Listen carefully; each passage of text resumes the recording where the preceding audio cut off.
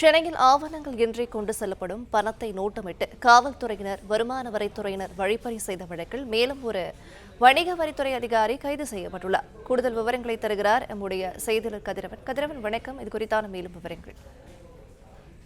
சென்னையில ஆவணங்கள் இன்றி எடுத்துள்ளக்கூடிய பணங்களை குறிவைத்து வருமான வரித்துறை அதிகாரிகள், காவல்துறை அதிகாரிகள், வணிக வரித்துறை அதிகாரிகள் கூட்டு சேர்ந்து வழிப்பறியில் ஈடுபட்ட சம்பவம் பெரும் அதிர்ச்சியை ஏற்படுத்தியது.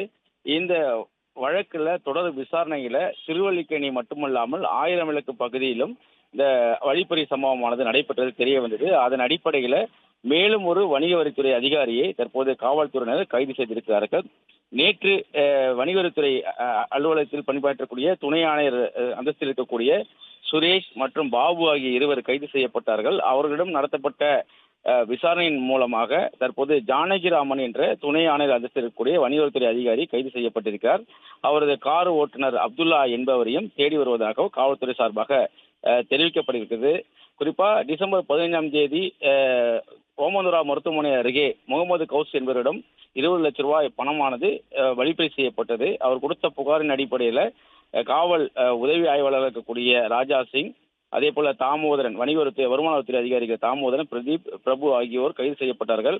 இவர்களுக்கு மூளையாக செயல்பட்டது சைதாப்பேட்டையில் இருக்கக்கூடிய காவல் நிலையத்தில் பணியாற்றிய சிறப்பு உதவி சன்னி லாய்டு என்பது தெரிய வந்தது.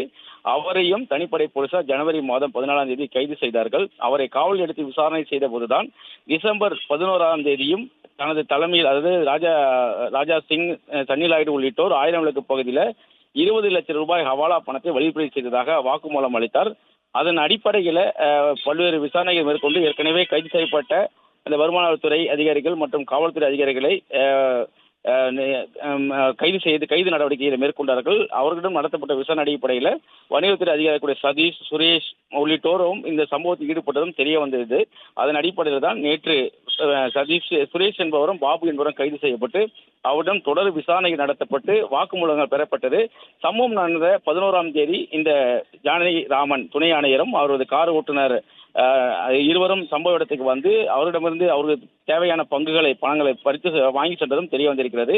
கொடுங்கியூரை சேர்ந்த ஜானகிராமன் 57 வயதாகிறது. துணை ஆணையர் அந்தஸ்தில் இருப்பதாகவும் அவரது கார் ஓட்டுநர் அப்துல்லாவும் சேர்ந்துதான் இந்த பங்கு பிரித்துக் கொண்டதாகவும் தெரிய வந்திருக்கிறது. ஜானகிராமன் கைது செய்யப்பட்ட நிலையில் அப்துல்லாவை தேடி வருவதாகவும் காவல்துறை சார்பாக தெரிவிக்கப்பட்டிருக்கிறது. தொடர்ச்சியாக இன்னும் சில அதிகாரிகள் இதில் கைது செய்யப்படுவார்கள் என்றும் காவல்துறை சார்பாக தெரிவிக்கப்பட்டிருக்கிறது.